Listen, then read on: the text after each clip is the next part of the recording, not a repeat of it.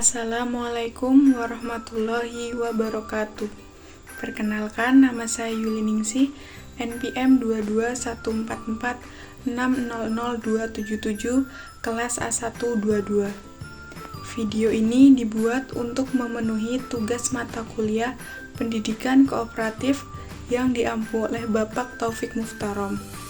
Di sini saya akan menjelaskan hal unik apa saja dari penyelenggaraan pendidikan di negara maju dan negara berkembang, serta menjelaskan negara mana saja yang sistem penyelenggaraan pendidikannya bisa diaplikasikan di pola pendidikan negara Indonesia, dan hal apa saja yang tidak bisa diaplikasikan di Indonesia. Negara maju meliputi negara Finlandia, negara Singapura, dan negara Jepang. Dan negara berkembang yaitu negara Malaysia dan negara Iran. Hal unik dari sistem penyelenggaraan pendidikan di negara maju, yang pertama, negara Finlandia. Negara Finlandia memiliki beberapa keunikan dalam penyelenggaraan sistem pendidikan. Di antaranya, 1. Tidak ada KKM dalam evaluasi sistem pendidikan di Finlandia. Tidak ada kriteria ketuntasan minimal atau yang disebut dengan KKM, dan juga tidak ada ujian nasional. Guru selalu siap membantu siswa yang tertinggal sehingga semua naik kelas. Yang kedua, tidak ada sistem peringkat atau ranking. Di negara Finlandia tidak ada sistem peringkat atau ranking. Selanjutnya, guru di Finlandia memiliki peran dalam penyusunan dan perubahan kurikulum. Guru memiliki peran yang penting dalam penyusunan dan perubahan kurikulum. Penilaian asesmen terhadap hasil belajar siswa yang lebih besar dilakukan oleh guru di kelas dan bukan dengan sistem ujian nasional. Yang kedua adalah negara Singapura. Negara Singapura memiliki keunikan dalam penyelenggaraan pendidikan, yaitu sistem penyelenggaraan pendidikan di Singapura menawarkan mata pelajaran terapan atau yang disebut dengan AGS sebagai tambahan untuk membekali siswa dengan beragam mata pelajaran. Yang ketiga adalah negara Jepang. Negara Jepang memiliki beberapa keunikan dalam penyelenggaraan pendidikan. Di antaranya, umur 0-3 tahun diajarkan tata krama di negara Jepang. Ujian yang akan dilaksanakan sebelum anak mencapai kelas 4 sekolah dasar adalah ujian-ujian yang tidak berat. Ujian yang sederhana yang tidak terlalu membebani anak-anak. Untuk usia di bawah 3 tahun, anak-anak Jepang lebih diajarkan berkaitan dengan tata krama, sopan santun, membangun kepribadian yang baik, dan mengikuti nilai norma yang ada. Di negara Jepang, kepribadian yang baik, disiplin, taat dengan peraturan, tidak kalah penting dengan kepintaran yang diajarkan di dalam kelas. Selanjutnya, legalisme. Pendidikan Jepang tetap mengedepankan supremasi hukum dan melegitimasi hak setiap individu untuk memperoleh pendidikan tanpa diskriminasi terhadap siapapun, suku, agama, ras, dan golongan. Hak untuk memperoleh pendidikan yang layak. Selanjutnya, hal unik dari penyelenggaraan pendidikan di negara berkembang yang pertama adalah negara Malaysia. Negara Malaysia memiliki keunikan dalam penyelenggaraan pendidikan, yaitu orang tua akan diberikan sanksi atau hukuman ketika lalai tidak menyekolahkan anaknya. Uniknya, sistem pendidikan di Malaysia, orang tua diwajibkan mendaftarkan anaknya ke sekolah dasar pada usia 6 tahun. Pendaftaran akan dilakukan terlebih dahulu. Ketika orang tua lalai dan tidak menyekolahkan anaknya, orang tua kemudian akan menghadapi sanksi atau hukuman, yaitu denda sebesar Rp5.000 atau sekitar 16 juta jika dirupiahkan. Yang kedua adalah negara Iran. Negara Iran memiliki keunikan dalam penyelenggaraan pendidikan, yaitu segala upaya pendidikan harus menyesuaikan dengan prinsip-prinsip Islam. Yang paling utama yaitu memastikan inisiatif pendidikan yang memungkinkan anak-anak dan generasi muda menjadi Muslim yang konsisten dan mengembangkan minat yang kuat terhadap Islam. Pendekatan terhadap pendidikan didasarkan pada Al-Quran, tradisi Islam. Dari banyaknya keunikan pola penyelenggaraan pendidikan dalam beberapa negara maju dan negara berkembang, ada keunikan yang dapat diaplikasikan atau diterapkan dalam pola pendidikan di negara Indonesia. Keunikan penyelenggaraan pendidikan di negara Finlandia yang dapat diaplikasikan atau diterapkan di negara Indonesia diantaranya: 1. Tidak ada KKM dalam evaluasi sistem pendidikan Finlandia. Tidak ada kriteria ketuntasan minimal atau KKM. Dan juga tidak ada ujian nasional. Guru selalu siap membantu siswa yang tertinggal sehingga semua naik kelas. Hal ini patut diimplementasikan di Indonesia. Dengan tidak adanya kriteria ketuntasan minimal atau KKM akan menjadikan siswa merasa tidak terbebani dan mereka tidak akan terlalu dipaksa belajar agar nilai mereka di atas KKM. Dari situ, sama halnya siswa hanya dipaksa untuk mendapatkan nilai yang bagus bukan karena pemahaman materi. Dengan dipaksa tersebut akan membuat siswa mencari cara agar nilai mereka di atas KKM, yaitu dengan cara mencontek. Oleh karena itu, sistem pendidikan di Finlandia ini bisa diimplementasikan atau diterapkan di Indonesia.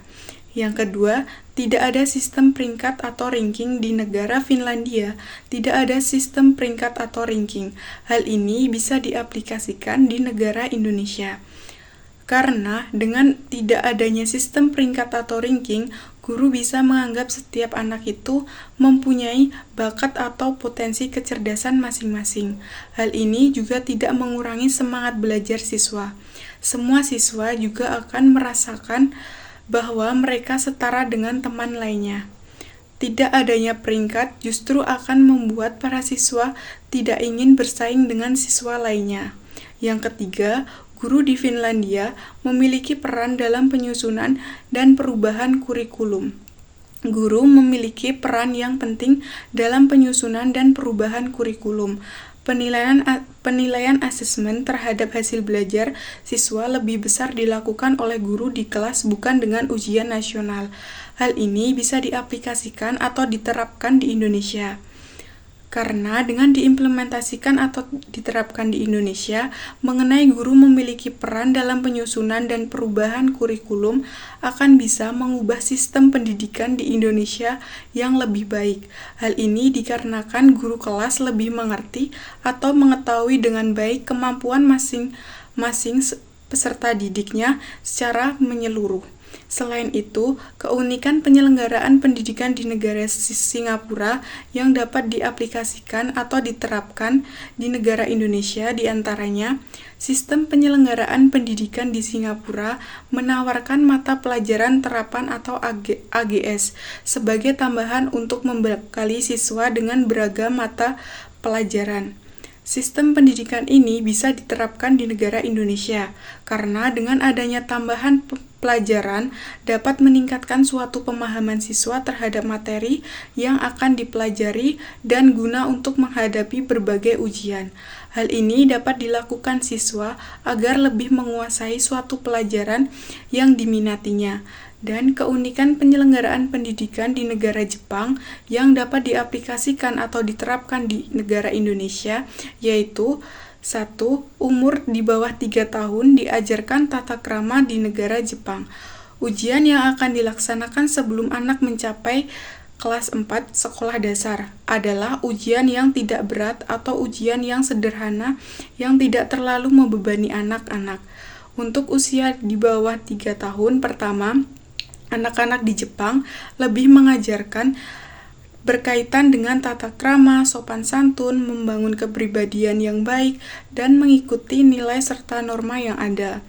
Di negara Jepang, kepribadian yang baik, disiplin, taat dengan peraturan tidak kalah penting dengan kepintaran yang diajarkan di dalam kelas.